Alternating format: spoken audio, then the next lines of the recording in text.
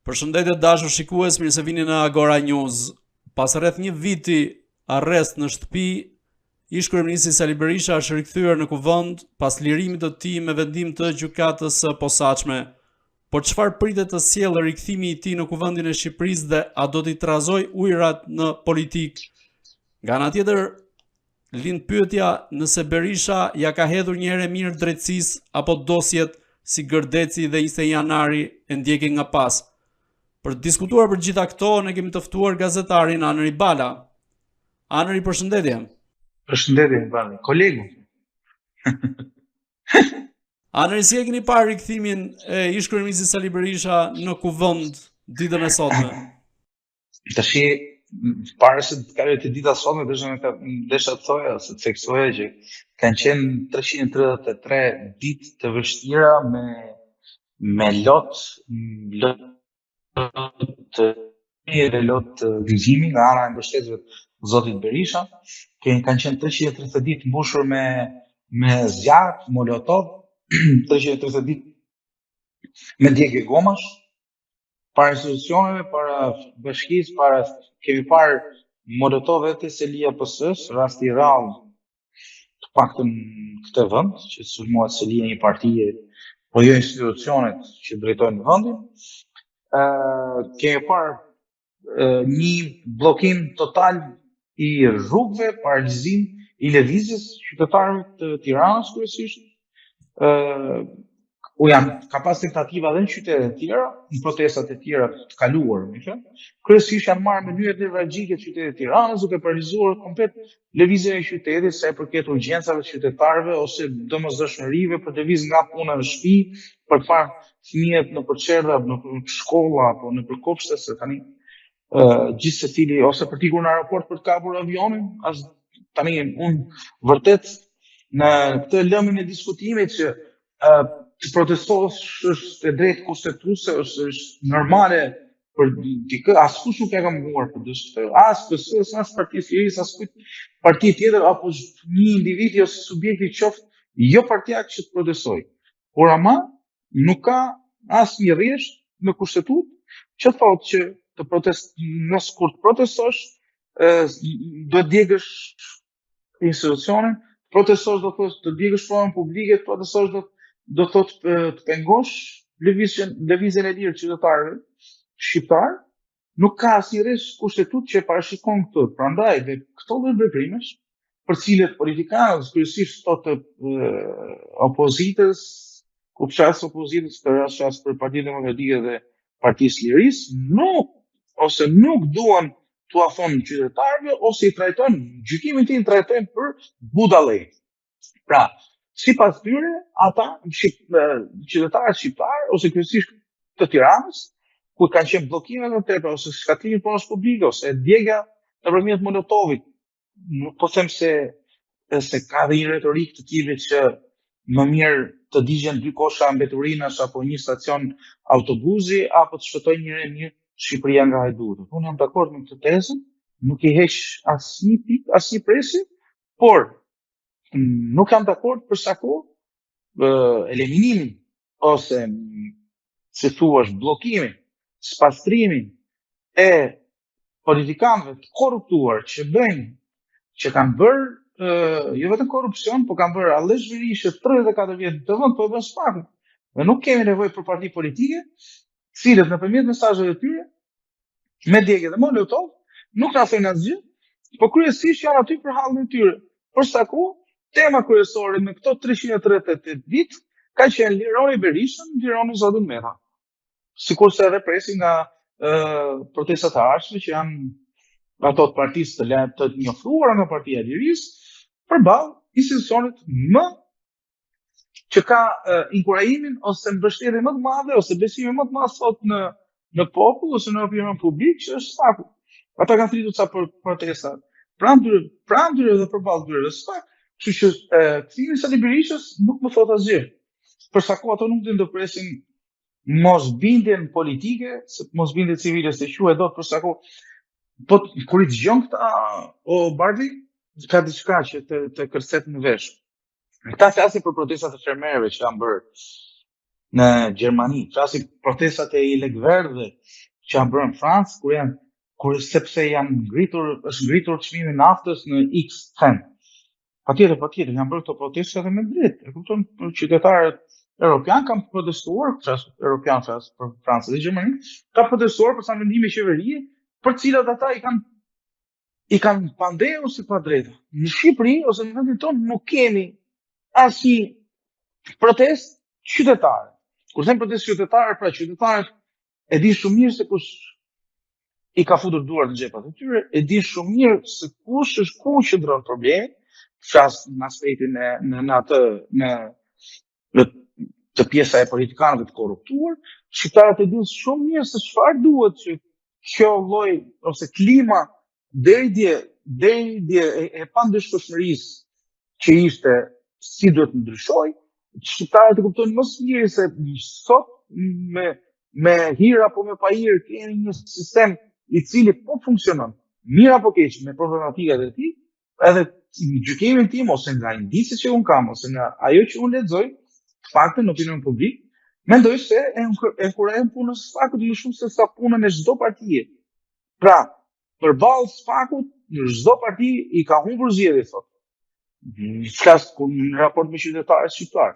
Nëse do kandidonte SPAK-u në Fajza, se nuk kandidon, por nëse do kandidonte në 2025 mandati i SPAK, pra të shtohet mandati i SPAK, e zëm, nëse do ishte legjitim në 2025, SPAK dinte zgjedhje për një mandat tjetër 9 vjeçar. Dhe do dinte zgjedhje Sali Berisha, Ilir Meta apo Edi Rama për një mandat 4 vjeçar ose 9 vjeçar në Fajza. Tjetër, unë besoj se SPAK fiton zgjedhjet. SPAK i fiton zgjedhjet se e ka fituar besimin e shqiptarëve, edhe pse hetimet kanë problematikat e tyre. Berisha kthy jetës politike që nuk është ndërprerë nga struktura e posaçme antikorrupsion. Jeta e politike, e cila i garantohet me kushtetut, për shkak të imunitetit që ka si deputet, që ndryshe nga zoti Ilir Meta nuk e gëzonte këtë pjesën e imunitetit, se ishte thjesht ish president.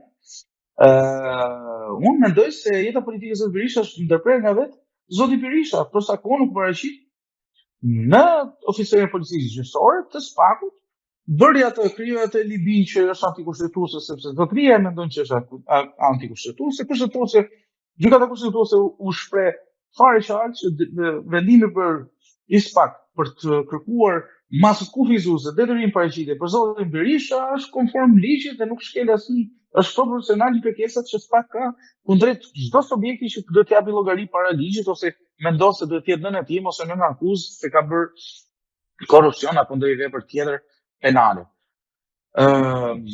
Rasti i Ilir Metës ndryshon kryekut me rastin e zotit Berisha, po edhe mund ta flasim më mbrapa. Atë që të shkaktoja unë është që sot nuk kemi asgjë më tepër, ju jemi kthyer një vit më parë, pra kapriçi i zotit Berishës për të bërë gjykatën kushtetuese, pra nëse zoti Berisha do pranonte detyrimin paraqitjen të SPAK-ut dhe detyrimin paraqitje duke pranuar detyrimin paraqitje të SPAK-ut përmes këtij detyrimi paraqitje që nuk janë kufizon punën në kuvë, sepse ka një imunitet, se imuniteti që jepet nga kushtetuesja bardhë dhe seksion opinionit publik i jepet si institucion. Pra zoti Berisha është pjesë e institucionit, pra imuniteti ka ikur prej vitesh. Pra nuk e ke më imunitetin si deputet ti që të kalosh në hetim ose në akuzë, më përpara duhet të kërkosh leje nga parlamenti. Jo. Sot imuniteti është hequr, ai imuniteti që nuk lejonte hetimin ose kalimin në akuzë, ka vetëm një imunitet institucional për masat që janë shtrënguese. Pra masat paraqitje quhet masë kufizuese. Masat arrest me burg apo arrest shtije quhen masë shtrënguese. Dhe për këto masa, duke qenë se deputeti i Kuvendit të Shqipërisë i ndërpritet puna në parlament, dhe vetëm për këto masa SPAK-u duhet kërkojë leje nga parlamenti që të hiqet mandati i zotërisë dhe ky mandat zëvendësohet nga një deputet para ardhës të zotit Berisha, fjalëvend apo kushdo tjetër që ka punë me drejtësi. Tani, pra, imuniteti ishte imunitet institucional, nuk është imunitet personal. Edhe lëvizja e lirë e zotit Berisha është lëvizja e lirë institucionale dhe nuk është lëvizja e lirë personale. Pra, nuk ju ndërprej Berishës lëvizja e lirë për të shkuar për të gjerë librit e mbesat te kopshti zoologjik, por u gjykua me detyrim paraqitje, u gjykua që t'jepe liria për të shkuar në institucion. Se po t'ishte s'do e kishte këtë lloj imuniteti institucional, zoti Berisha, masa shtrënguese e SPAK-ut mund t'ishte edhe arrest në burg ose arrest shtëpie sikurse juva. Prandaj ky debat, mendimin tim është shterë. Rikthimi i zotit Berishës në parlament nuk më thot asgjë. Për sa kohë kapriçet e tij i kushtoi 1 vit. Ai mendoj ngriti një fabull, në gjykimin tim, ngriti një fabull që unë po sulmojmë nga gjitha krahët, kjo drejtësia jonë është e kapur, drejtësia e kapur dhe nga ndërkombëtarët përmes Soros, si të thash, ngriti një fabull se e dinte shumë mirë fundit që nëse do i përgjigjej kërkesës masës kufizuese të SPAK për detyrim paraqitje, me shumë të drejtë, me shumë legjitimisht më vjen të mendoj edhe zotëria e ditë shumë mirë, sepse i ka një dy që i këshillojnë aty juridikisht brenda partisë ose jashtë saj, që masa tjetër shtrënguese do ishte arrest shtëpie, për shkak moshës, më fal, të zotit Berisha, do ishte arrest shtëpie, sepse çdo qytetar i tjetër i këtij vendi, nëse do ishte zoti Berisha, patjetër që do merre masa arrest me burg, dhe kjo është praktika. Presidenti është krijuar me të drejtë bërë atë pyetje që precedenti është krijuar, dhe ky precedent si puna, faktikisht Bardhi duhet të bëjmë qartë që gjithë dispozitat e veprave penale, prandaj janë avokatët, prandaj janë prokurorët, prandaj janë gjyqtarët, që kanë hajnë vend për debat. Pra këta e marrin dhe edhe kur shpreh gjykata kushtetuese, që është fare e qartë, këta interpretojnë ligjin si të duan ta. Ajo që doja të thoya unë, Bardhi duhet kujtojmë vetëm diçka shumë të rëndësishme. Ne nuk mund të themi lufta që ngriti ose teza që ngriti zoti Berisha përballë SPAK-ut, përballë opinionit publik, se nuk ishte i Berisha që ne njohim shumë mirë, ishte se ky zotëria po mbrojte kushtetuesin. Pra ishte i sakrifikuar i këtyre viteve për të mbrojtur kushtetuesin. Po ne nuk duhet të harrojmë se kush është zoti Berisha. Zoti Berisha ka veprimet e tij, veprimtari të gjatë politike, dhe ndër veprimtaritë e gjata politike është se ai e ka shkelur kushtetuesin, gjykata kushtetuese, veprimet e gjykatës kushtetuese, sa i është i so nevoja. Kujtojmë mbikalimin e Zogodzi, që e prishi ditën për diell, ndërkohë kur zoti Lulzim Basha ishte ministri i transportit, i shkaktoi shtetit dëm diku te mbi 2 milion euro, 2 milion euro për sa kohë ka shkuar 20 milion euro kilometri rrugës, na duken pak, por në atë kohë ishin një shumë goxha e madhe për një vepër publike. Kujtojmë rastin e shqitjes së detit, ku prap ministri ishte zoti Lulzim Basha me Bakojanis, homologen e tij, të cilën pastaj nëpërmjet gjykatës kushtetuese e ktheu për t'ia vënë gjatë, që ishte kërkesë e zotit Basha, kërkesë ime, edhe se ka video ku zoti Berisha e pranon se kjo marrëveshja e detit ishte marrëveshja e tij, se e pranon tekstualisht në video, kur thotë se marrëveshja ishte projekt i tij dhe jo i zotit Basha, dhe besoj se edhe në rastin e mbikalimit, sepse edhe në atë rast zoti Berisha ka reaguar dhe ka tentuar të intimidojë anëtarët e KKRT-s për mbikalimin e Zoguzi. Në të gjitha këto veprime antikushtetuese, të cilësuara nga gjykata kushtetuese si antikushtetuese me i vendim unanim, dhe më rezulton që nga veprimet politike të zotit Berisha, të vetmen antikushtetuese që u tentoi të mbrojë zoti Berisha ishte faktikisht kur bëhet fjalë për arrestin e tij. Pra sa bëhet fjalë për vepra publike, sa bëhet fjalë për integritetin territorial të Shqipërisë, Berisha ka shkelur me 2 akoma. Te interesi personal kam zgjerë kartën kushtetuese, që në atë sens unë mendoj se ka dështuar. Prandaj në këtë koncept Bardhi po mendoj se zoti Berisha në raport me opinionin publik nuk na trajton dot jo Berisha, pa as Silvio Meta, as zoti Rama, nuk na trajtojnë dot më për budallë. Nuk na japin sapunin për djath. Shqiptarët janë lodhur nga retorika e përsëritur që duket më shumë si një kasete që vihet e rivihet sa herë këta dalin në televizion, janë lodhur nga kërcënimet e ca që e quajnë veten për luane tigra, po në fakt nuk më korespondon se në gojë të kenë ndonjë, duke ngelur ndonjë dhomë. Dhe sot që flasim, pavarësisht se Berisha ka fituar betejën për të qenë parlament, për cilën spaku nuk e pengoi, sot Berisha është një betejë edhe me opinionin publik, pavarësisht se e dyshojmë, por nuk e kemi formën shpreh, për treguar se është i pafajshëm.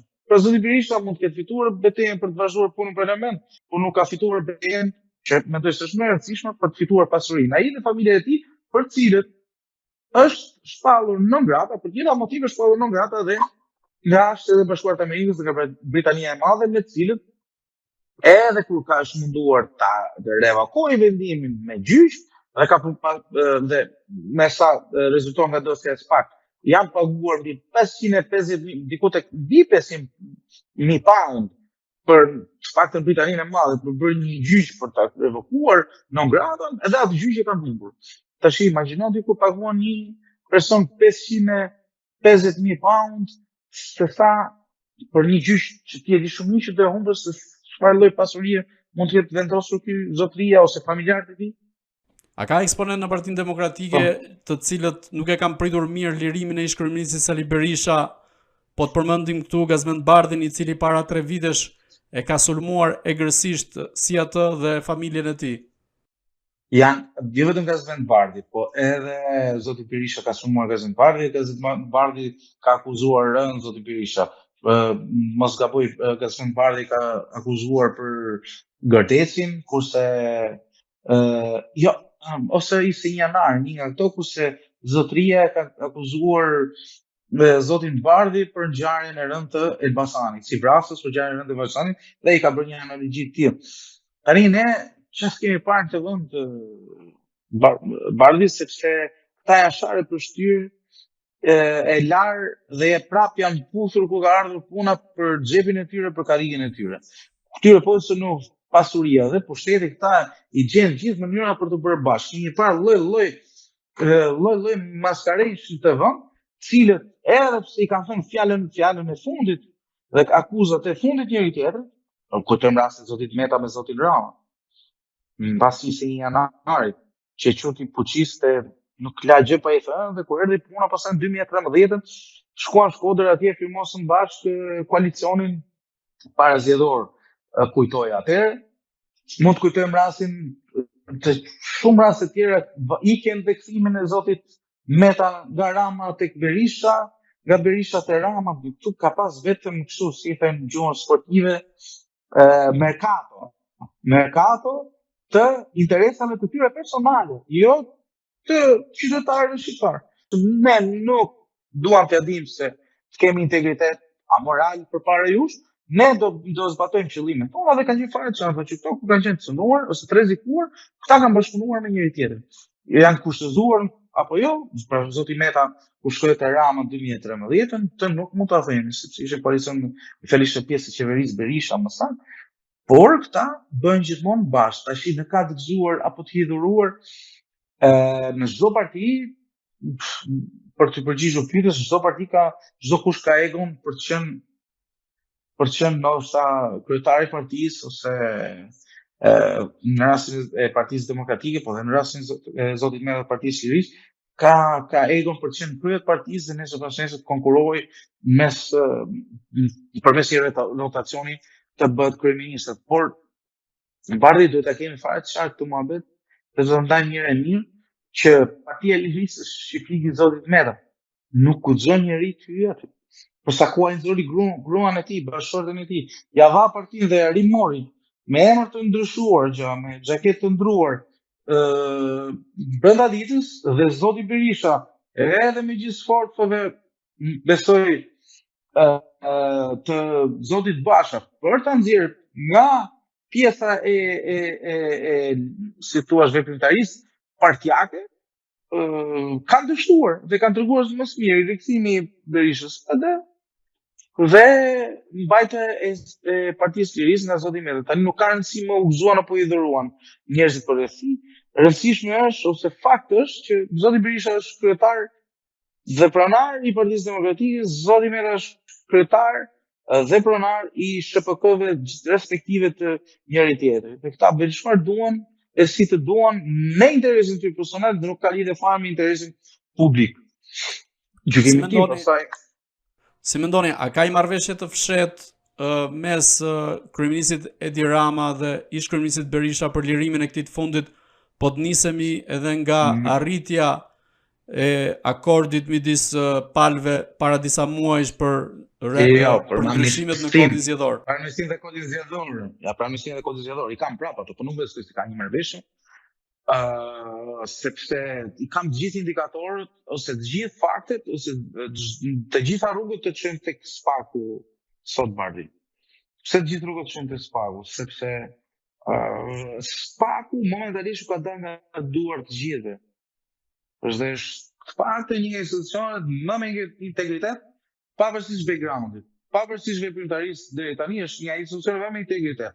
Dhe unë prandaj e bëj SPAK-un në momentin ku jemi sot.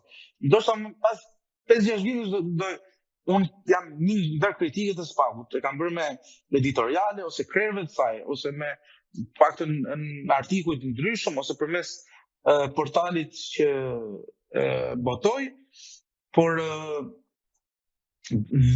sikur kam qenë kritik në aspektin për të bërë më shumë, kur për të ose për një paralizim të punës ose të procesit ose afateve hetimore, po kur për të penguar punën e SPAK-ut ose kur për të thënë që kjo punë nuk është këto nivele ose duhet ta shporrin sikur se përdor retorikën Partia Demokratike që duhet ta shporrin, do të bëjmë drejtësi të re, reformë të re, se kjo s'na duhet. Pra, ndërkombëtarët janë të kriminalë të korruptuar, këta janë organizatë kriminale, drejtësia është e kapur nga Rama, jo. Gjitha indikatorët do provojnë të se drejtësia vetëm nga Rama nuk është e kapur.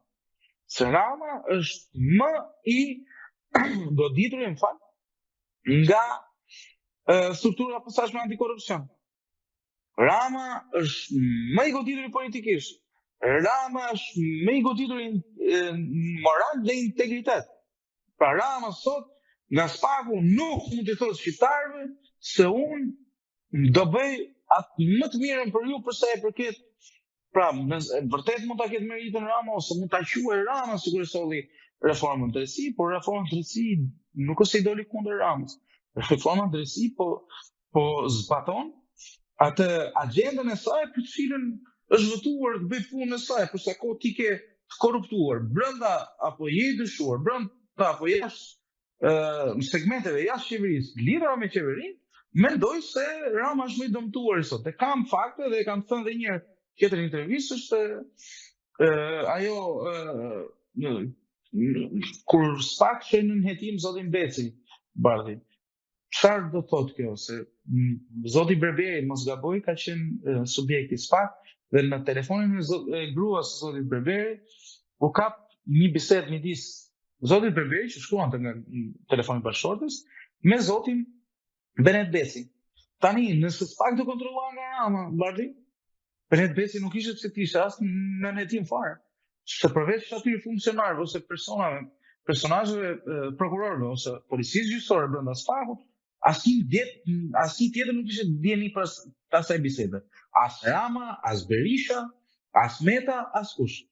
Pra ishin vetëm ata oficerët e policisë gjyqësore dhe prokurorët e SPAK-ut. Dhe ata nëse do ishin në fundrën e Edi Ramos apo Sorosit, mund ta kishin bërë një syrë dhe mos ta ifshin biseda fare, për sa kohë ky zotëria ishte midis si thua mbi palët, se ka qenë drejtor në kohën e Berishës, drejtor në kohën e Ramës, për kur s'kishte as interes të kontrollohej nga Rama, me mjaftonte një urdhër, një telefonat dhe kjo bisedë nuk do dilte, zoti Beci të vazhdonte punën e tij si kryetar bashkie në liri të plot. Sot zoti Beci është subjekt i SPAK, është nën hetim nga SPAK. Dhe nesër rrezikon që të kalojë nën akuzë nga SPAK. Atëherë kjo do të thotë që as Rama, as Berisha, as zoti Meta nuk ka dorë në SPAK. SPAK-u ka një lloj pavarësie të cilën ja jep ja jep forca e ligjit ose forca e asaj institucionale mbi të cilët është për zbatuar ligjin mbi të cilët është ngritur, ka sa afate hetimore, financohet nga ndërkombëtarët dhe kaq, është shumë e qartë. Edhe në këtë gjykim, edhe në këtë gjykim mendoj që nuk ka kursesi Rama të kenë ndikuar te lënia e lirë e zotit Berisha. Ai është një vendim gjykate, ne duhet ta respektojmë, por kjo nuk thot asgjë. E le apo se le Rama Berishën arrest shtëpie apo të lirë. Lufta e Ramës, lufta e Lirmetës, lufta e zotit Berisha është me drejtësinë. Në raport me drejtësinë që përmes sjelljes së argumentave ose provave të vërtetojë se zotëria për veprat penale për cilët është akuzuar është i pafajshëm. Pastaj nëse e pret fajsinë ose pafajsinë nga shtëpia apo nga qelia burgut, siç është janë rastet, apo në liri apo nga qelia burgut siç është zoti Meta dhe zoti Berisha, kjo për ne nuk ka asnjë rëndësi. Ne duam të dimë kush na ka marrë lekët, kush na ka futur duart në xhep, pse u shkatrua ky vend, pse u doq ky vend dhe vazhdon të digjet për ato centët që këta thonë që janë ngritur protestë në vendet perëndimore, po këtu protestat nuk bëhen më nga shoqëritë, si thua, nga këto segmentet e interesit, po bëhen nga ca politikanë që më shumë kanë hallet e tyre ose janë hall se si ta pengojnë punën e Spakut, se ca individëve që vërtet u rëndon xhepin vendime ndryshe të qeverisë. Tashi apatia po diskutojmë se pse Shqipëri nuk ndodhe protesta sepse kemi 1000 hallë, është vërtet që kemi 1000 hallë, po tash këtë pjesë do ta shpjegoj një sociolog, se unë nuk por ama ka një si thua indikacion pozitiv sot që plas që Spaku i ka liruar çik nga shqiptarët nga kjo përgjegjësia protestave. S'ka nevojë sot përmes Spakut ti një individ, një person, një zyrtar të lartë, korruptuar, një ministër, në zëvendës kryeministër, president, e çon para drejtësisë Spaku. Dhe nuk ka nevojë të dani dikush në protestë që një politikan e korruptuar të shkojë aty ku e ka vendin ose ku e ka pasur vendin gjithëkohë, sepse sot kemi korrupsion, po ky korrupsion ka qenë gjithmonë. Edhe ngjarjet që për flasim nuk janë të ditëve të fundit as viteve të fundit, edhe ato që kemi diskutuar. Korrupsioni ka ekzistuar, problemi është se dasia që ti sot vëren se ka korrupsion dhe ky korrupsion po goditet, është se po funksionon Spaku. Pra ka rënë ai miti pa ndeshkueshmërisë dhe sot jemi në një epokë të re të kush ka bërë krim ose kush ka vjedhur të përgjigjet para ligjit. Sot Berisha në një prononcim për mediat deklaroi se gjatë periudhës së qeverisjes së tij nuk ka përfituar asnjë oligark nga të mirat publike. Ndërkohë që këtu mjafton të përmendim vetëm biznesmenin serbokroat Damir Fazlić, i cili merrte pjesë dhe në Këshillin e Sigurisë gjatë periudhës së qeverisjes së ish-kryeministit Berisha. Si e komentoni këtë qëndrim të ish-kryeministit Berisha dhe a vërtet oligarkët nuk kanë përfituar gjatë periudhës së tij? Tani ne sot përmend oligarkët si duket sikur bëj kështu, nuk e bëj më të qëndësisht në argumentin tim, po përmend emrat e atyre. Po mund të jap shumë raste që Berisha jo i ka ndihmuar, por ka pas aksione të tilla personale me këta njerëz. Dhe rasti më konkret, për flas nuk dikon te kjo në diskutim ose në argument, zoti Fazli sikur se them me drejt bardhi, por kjo është ajo që them unë, që këta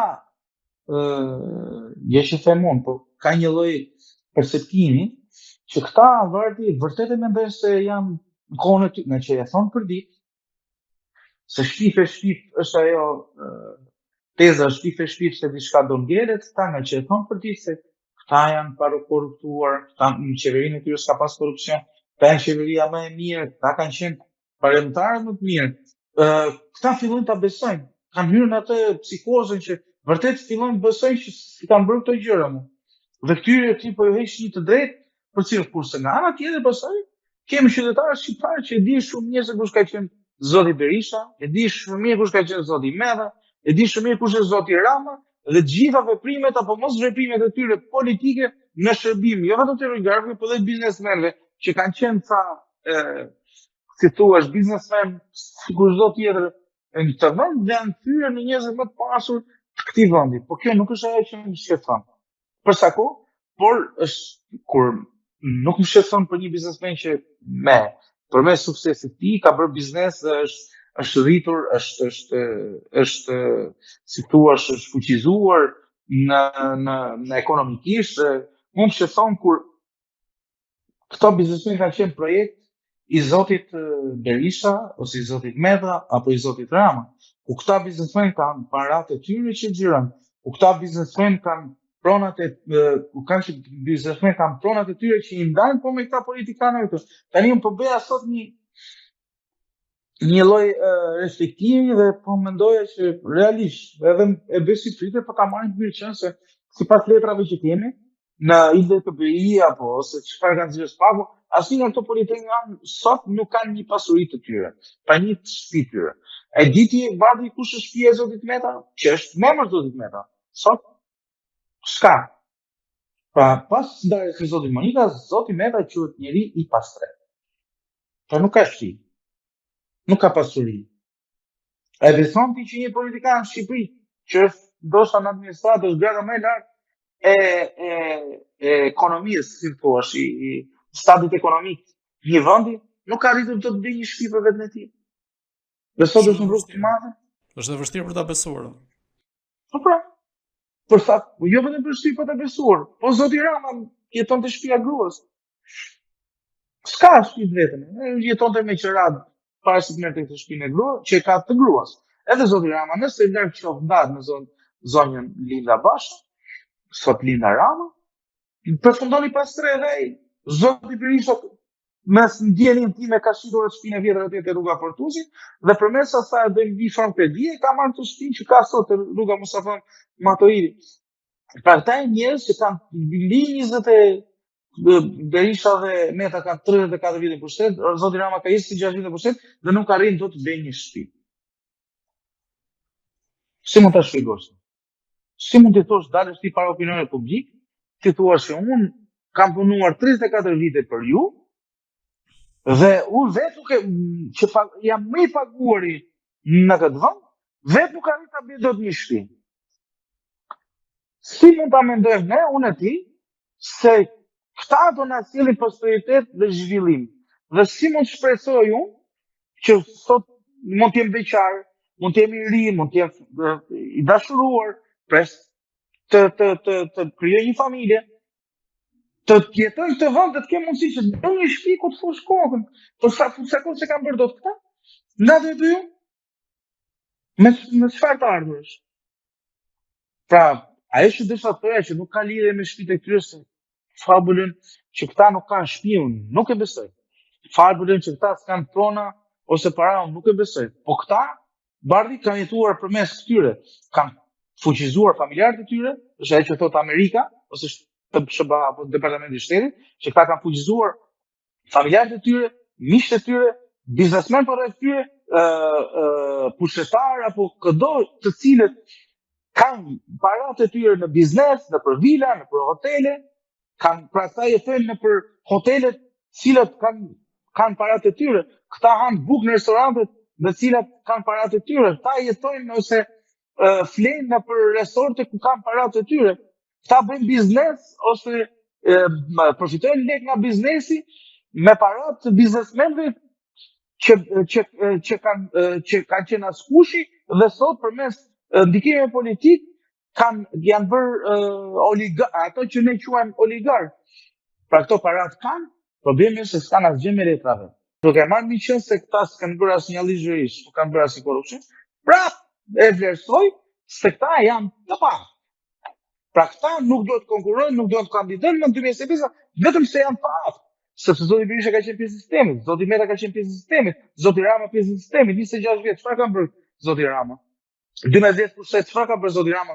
Kur nuk ka bërë dot një shtëpi për veten e tij, si mund të thotë mua që ti zotri, hajde konkurro, hajde futun punë administrat, mos u largo nga ky vend, se do krijosh familje, po do jetosh këtu. Me çfarë ti bën? Kur sa arrin dot ky zotrie që është mirë paguar të sigurojë një të ardhme për veten e tij dhe është sot në rrugë të madhe në Franza, si mund të japi shpresë mua që mos largohem nga ky vend? Pra me këtu gjën lloj-lloj idiotësirash, lloj-lloj budalliqesh. Bardhi, Por kjo për shkak se kemi një parlament dallkaugush dhe ignorantësh, kryesisht dhe i kemi pa, dhe ata që janë nën këto lista të këtyre partive janë dhe më ignorantë se këta që i kanë vënë. Por gjykimin tim sot kemi një lloj si frymën të re më të mirë që këtyre lloj mashtruesve kronik që bashkëpunojnë vetëm kur vjen puna të halleve tyre, i ka ardhur fundi. Për sa kohë duhet përgëzojmë punës pak, mirë apo keq, ua ka marrë apo s'ua ka marrë shtëpitë këtyre, ua ka marrë apo ua ka gjetur apo jo vilat, apo legët të biznesmenëve ku i ka futur, apo familjarët e tyre, minimalisht ose parimisht ose si fillim na heqin nga politika. Se këta nuk po na dalin nga ekranet, na janë bërë Si mendoni, a krijohet një precedent i ri me lirimin e ish-kryeministit Berisha, gjë e cila mund të çojë edhe në lirimin e ish-presidentit Ilir Meta? Jo, zoti Meta jo, po zonjë Shkrimallë mund t'i japim pasaportën vetëm. Nuk ka si precedent tjetër që mund të krijohet. Precedenti është që zonja Shkrimallë duke qenë në masë kufizuese detyrim paraqitje, asaj i kanë bllokuar më duket në mos gaboj pasaportën dhe përmes kësaj argumentit kushtetuesës ose përveç vendimit, se argumenti kushtetuesës ishte i qartë, po flas përmes vendimit të GKK-s, të zonjës Davidi, mund të kërkoj përmes se ligji ose drejtësia njeh të parimin e precedencës. Dhe përmes asaj mund të kërkoj që t'i kthehet pasaporta ose lëvizje lirë, nëse kanë mend të arratiset. Po nëse kanë mend të qëndrojë këtu ku është, nuk ekziston asnjë lloj precedence tjetër. Të gjithë nesër, si zoti Berisha që sot është i lirë, se çdo kanë edhe shumë kriminal në çdo vend botës ose botë apo në Shqipëri, jo të gjithë përfundojnë në burg. Ka ca që mund gjykojnë gjë të tjera. Ka ca që kanë bërë vepra penale se janë kriminal, por kanë bërë vepra penale, kanë predispozita për penale. SPAT apo prokuroria në rastin konkret sikur se ka vepruar, sa më shumë të jenë vite ose sa më e rrezikshme të jetë vepra është në proporcion dhe me masën shtrënguese që merr një prokurori, e posaçme apo jo. Pra zoti Meta ka një masë për shtrënguese arrest në burg sepse predispozita ligjore ose ajo si thua vepra penale që dyshohet se ka kryer i kalon mbi 5 vite, është 15 vite pas një produit veprës penale që është pastimi parave në këtë opsion. Kështu që zoti Meta ka vështirë dalë nga burgu dhe i di shumë mirë këtë gjë, ose edhe avokatët i di shumë mirë këtë gjë, se nuk mund dalësh nga burgu me presion. Po, çfarë po ndodh me dosjen e Ilir Metës? Apo shkon s'pak përtej hetimeve të kryer deri tani për lidhje të tjera apo afera të tjera korruptive të ish-presidentit?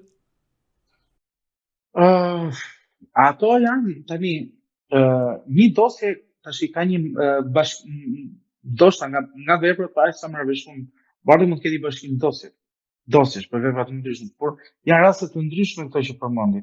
Kështu që kjo dosje është vetëm për korrupsion ose vetëm për pastimin për dyshve penale. Nëse ka vepra të tjera që ne dyshojmë ose përfliten, besoj të jeni një dosje tjetër. Po për këtë person do merret mas tjetër arrest me burg ose lënia lirë ose arrest shtëpie, po për dosjen tjetër. Kështu që nuk mund t'i bëjmë dosjet bashkë. Të bësh korrupsion dhe të bësh pastrim lekësh janë dy vepra të ndryshme. Nëse i ke bërë nëse i ke bërë për një rast, për të njëjtin rast nuk futen brenda dosjes. Janë vepra të ndryshme dhe nuk kanë lidhje me njëra tjetrën në gjykimin tim. Dhe do gjykohen veçmas dhe do merren masa veçmas edhe për këtë. Ama atë që di unë është se indice ka. Ndryshe nga zoti Berisha, i cili vepër penale ka disa nga veprat penale që flitet janë të parashtuara për shkak të afateve të hetimit. Ajo dhe e dyta është që edhe për atë punën se i keq nuk vjen, po problemi është sepse pas ka shumë vitesh, edhe nëse ka qenë për shpërdorim detyre, i bie të jetë vepra e parashtuar në logjikën time ose nuk bën asnjë ditë burg. Për sa kohë edhe nëse Berisha ka urdhëruar për shumë të shtihet mbi tonë, nëse s'ka prova e fakti që me audio, video apo ku e di unë, nuk mund marri mas tjetër përsa kohë që shpërdorimit e detyrës quhet vepër e parashkruar. Dhe këto kreu I gardës ka një detyrë specifike bardhi që nuk e ndihmon prokurorinë në këtë segment, sepse nëse edhe urdhri I ministrit apo I kryeministrit është antiligjor, pra nëse zoti Basha dhe zoti Berisha do kishin urdhëruar gardën të shtinin të qellonin me armë zjarrin ndaj protestuesve, garda e nisur nga ligji që e di shumë mirë, nuk do ta zbatojë urdhrin dhe do të ndjekë urdhrat ose ligjet që ka për detyrë vetë. Edhe zbatimi I urdhrit nuk bën me faj zotin Basha apo zotin Berisha, po fajson kreun e gardës dhe ata, si thuash, policët e gardës ose uniformën, ata personat cilët shtin dhe vran 4 qytetarë pafajshëm në bulevard. Pra, si në rastin e Gërdecit, ashtu dhe të 21 janarit, Berisha ka qasa që t'ja hedh paq. Gërdeci është tjetër gjë në gjykimin tim, nuk është se t'ja hedh paq, nuk është çështja t'ja hedhi paq apo jo, kurse ai si janarit është çike vështirë shpërndimi I detyrës, se për shkak të moshës, për shkak të veprës, ajo mbetet, për sa kohë nuk ka provë. Edhe sikur ta ke urdhëruar vetë ai, nuk ka prova, se s'mund dalë kryetari I gardës të urdhërojë kryeministin, po ti pse e shkel ligjin, e kupton? S'mund të urdhërojë kryeministin, është institucion vetëm, pavarësisht se është varësi si është brendshme, si thua, por ka predispozite, ka ligjet e veta. Detyrimet e veta ligjore me këtë që përgjigjen. Gjykimin tim me sa e marr vesh në çështjen, më kupton? Kështu që por ka dosje të tjera ose ka, si thuash, vepra të tjera penale që pritet dhe presim të dalin në dritën e atë që do të na tregojnë prokurorët e shpallur, dhe pozita që mendoj se është më rënduar është zoti Meton, I cili rrezikon më shumë se kushdo tjetër sot. Pra, jo vetëm veprat penale që ka sot mbi kurriz, por edhe veprat tjera penale që mund të shtohen me një hetim të thelluar dosjeve të tjera ku zoti Meta është përfshirë pakën. Sa vite burg mund të rrezikojë praktikisht Ilir Meta? Se di, vetëm vepra e korrupsioni ka 7 vjet. Kurse pastimi i veprës penale ose pastimi parave është 15 vjet. Me bashkim veprës pastaj vendos gjykata, po. Ai 15 vjeçari bardhi të rëndon shumë. Edhe shtancës janë kollaj, po. Sidomos duke pas parasysh çfarë rang nuk kanë qenë, duke pasur pozitat rëndësishme që kanë pasur, plus duke parë moshën që kanë, besoj se do I rëndoj goxha shumë. Nëse shpallet I fashën, se tani se bëjmë me fajnesës, nuk kemi ata që themi fjalën e fundit, as kemi se bëjmë gjyqje publike, nëse gjykata shpall të fashën në zotrinë, rrezikon shumë se vetëm vazhdimi pastimi parave është ka 15 vjet. Po të bashkosh me vepra të tjera, ose si vendos gjykata ose është pretenca, varet nga pretenca prokurorisë, varet çfarë vendimi merr gjykata. Nuk them dot unë, nuk e parashikoj dot, më kupton? Pak ditë më parë, SPAK goditi një organizatë kriminale në qytetin e Elbasanit, ku doli në sipërfaqe emri I Suel Qelës, emër të cilin Gazmend Bardhi e ka përdorur para 3 vitesh, ku ka akuzuar ish-kryeministin Sali Berisha se bashkëpunon me kreun e këtij grupi për të mbledhur firmat, për të mbledhur më pas dhe kuvendin kombëtar. Ndërkohë I pyetur ditën e sotme ish-kryeministri Berisha për këtë deklaratë, ka theksuar se është thjesht deklaratë politike. Si e komentoni këtë qëndrim të Berishës? Po pra, po them unë është këta gjithmonë quhen deklarata politike, të gjitha akuzat e Bardhit që erdhin nga njëri tjetri, ndaj njëri tjetrit. Ne e dim shumë mirë dhe kemi ditur gjithmonë Bardhit që politika ka përdorur krimin të organizuar apo jo, apo segmente të ndryshme kriminale ose individ të inkriminuar për të mbarvajtur zgjedhjet, për të pas atë, si thuash, se çudia më e madhe është kur që gjitha krahët kanë të fortit e tyre për të ruajtur votat apo për të mbledh vota, dhe kjo nuk ka rëndësime nëse është Berisha, Rama apo Meta apo kushdo parti tjetër që aspiron vin pushtet ose ka mandat në parlament. Sot ajo që duhet vërejmë është ndërprerja këtij zinxhiri kalvari që kemi parë për shumë vitesh, ndërprerja këtij zinxhiri përmes institucioneve drejtësisë. Nuk ka rëndësime që ka bërë Berisha, se me fjalë nëse është burr më i mirë Berisha që ka bashkëpunuar me çapjet apo ky tjetri që ka bashkëpunuar me të tjerët. A është burr më i mirë Rama që ka bashkëpunuar përmes deputetëve të tij me çapjet apo me një tjetër. Nuk ka rëndësime që banda apo kriminal bashkëpunon. E rëndësishme është që politika ka fije ose lidhje me krimin. I përdor, i shfrytëzon dhe normalisht që duke i përdorur shfrytëzuar edhe pengë, dhe i bësh dhe favore atij kriminalit që ka ndihmuar në zgjedhje, do ja përshtetëra dhe e fuqizon dhe ekonomikisht, por dhe institucionalisht kur vjen puna për përballjen me drejtsinë. Më kupton? Në këtë gjykim mendoj se jemi puna e spagut është shumë e pritshme për ndërprerje të zinxhirin e madh që të lidhjes së politikës me krimin. Dhe sot për sa kohë pjesët e pjesëtarëve ose pjesëtarët kryesorë të bandave në vend, ca janë në arreti, e ca në burg, e ca në gjykim, e ca në ankuz, besoj se pak në këtë lloj perspektive ka bërë punë të mirë. Lidhja ka qenë gjithmonë. Shqiptarët di shumë mirë sepse kanë shkuar në dyert e qevëve ose këtyre çfarë KZZ për të votuar dhe kanë parë element ndryshëm kriminal që di se janë zonët, se ta sjellin atë zonës që njëftë gjithë bëjnë mbarvajtjen e numërimit apo të votimit elektoral ditën e zgjedhjeve, më kupton? Këta janë ato që bëjnë dhe ndoshta proces verbalet më mbrapa. Kështu që në këtë sens, këtu gjithë kanë qenë të lidhur me krimin. Problemi është se ne nuk do të themi tani se kush ka qenë më shumë, se është faji Berishës apo zoti Ramës apo zoti Meta. Problemi është sot lufta që do të bëjnë qytetarët shqiptar, pra ne, interesi publik është që të ndërpritet kjo fije e lidhjes së politikës me krimin. Paktën në të formë se këta kanë bërë shqiptarë. Ditën e premte opozita ka paralajmëruar një protestë përpara Spakut, ku ish presidenti Ilir Meta, por edhe ish kryeministri ditën e sotme ka bërë thirrje për një protestë masive para prokurorisë së posaçme. Çfarë do të thotë kjo protestë e opozitës?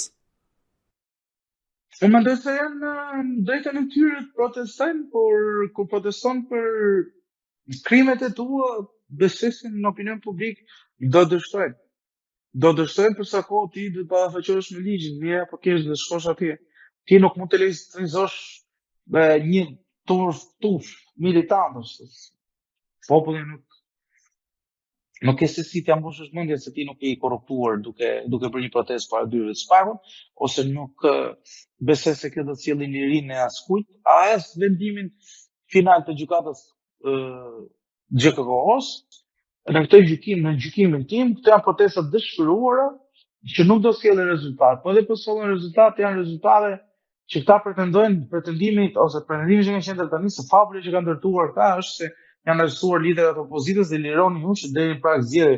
Po këto liderët e opozitës raportin ose përballën sot e kanë me drejtsinë, e kanë për vepra penale që kanë kryer, nuk e hanë asnjë qytetar shqiptar përveç sa militantëve të entuziazmuar se do vinë pushtet Berisha dhe do fillojnë prapë do kujtojnë me mall ato vite 2005-2013, se do vinë ajo koha e pandiskueshmërisë akoma, nuk besoj se do t'ja arrijnë, dhe prandaj janë aty ku janë sot, më keq se ç'kanë qenë ndonjëherë, por atyre nuk u intereson fare nëse partia e tyre është keq, nëse vendi është katastrofë, nuk i intereson fare interesi publik hiç fare. Aty intereson vetëm interesi personal, intereson karrierë e tyre, parat mos u preken, pronat e tyre mos u preken, dhe pastaj për të tjera të shohim me bëjmë. Anërim, të falenderoj që ishit në Agora News. Faleminderit edhe ti bërë të përshtes. Të dashur shikues, bashkë do të shihemi në intervista tjera, por mos harroni të bëni subscribe në kanalin tonë në YouTube.